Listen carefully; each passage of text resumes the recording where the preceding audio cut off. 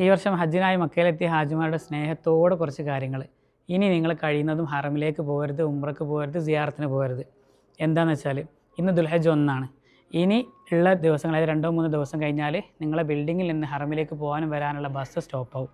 മറ്റൊന്ന്, ഒരുപാട് വർഷങ്ങളായിട്ട് നമ്മൾ കൊണ്ട് നടന്ന ആ സ്വപ്നം പൂവടിയാൻ ഇനി 7 ദിവസങ്ങളേ ഉള്ളൂ. ഈ 7 ദിവസം വളരെ നിർണായകമായിട്ടുള്ള ദിവസങ്ങളാണ്. ഇതിൻ്റെ ഇടയ്ക്ക് നമുക്ക് എന്തെങ്കിലും ആക്സിഡൻറ്റ് പറ്റുക, നമ്മുടെ രോഗങ്ങൾ പിടിപ്പെടുക ഒക്കെ ചെയ്ത് കഴിഞ്ഞാൽ വളരെ ബുദ്ധിമുട്ടാണ്. അതായത് ചുണ്ടിനും കപ്പിനും എന്നിടയിൽ എന്ന് പറഞ്ഞ പോലെ ആയി.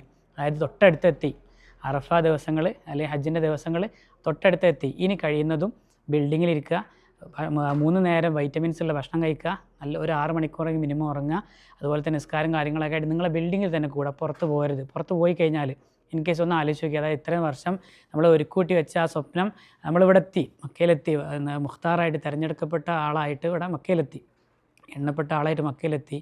പിന്നെ അതിൻ്റെ ഒരുപാട് പ്രോസസ്സ് കഴിഞ്ഞിട്ടാണ് മക്കയിലെത്തുന്നത് തന്നെ. അപ്പോൾ ഇത്രയും ദിവസമൊക്കെ കഴിഞ്ഞ് ഇനി അങ്ങോട്ടുള്ള ദിവസങ്ങൾ, അതായത് ആകെ 7 ദിവസമേ ഉള്ളൂ.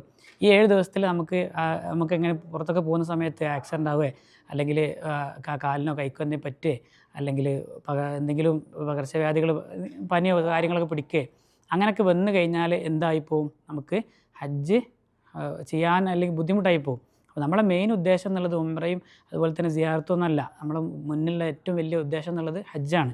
അപ്പോൾ കഴിയുന്നത് നിങ്ങളെന്ത് ചെയ്യുക, ഇനി ബിൽഡിങ്ങിലിരിക്കുക, പിന്നെ ആരോഗ്യം ശ്രദ്ധിക്കുക, ഹജ്ജിനായിട്ട് ശാരീരികമായിട്ട് തയ്യാറാവുക, മാനസികമായിട്ട് ഒരുങ്ങിയിട്ടുണ്ടെങ്കിൽ ശാരീരികമായിട്ട് തയ്യാറാവുക.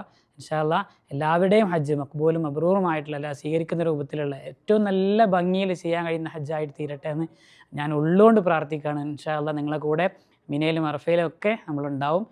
വളണ്ടറായിട്ടും മറ്റുള്ള സേവനങ്ങൾക്കായിട്ട് ഞങ്ങൾ കൂടെ ഉണ്ടാവും. അസ്സലാമു അലൈക്കും വറഹ്മത്തുള്ളാഹി.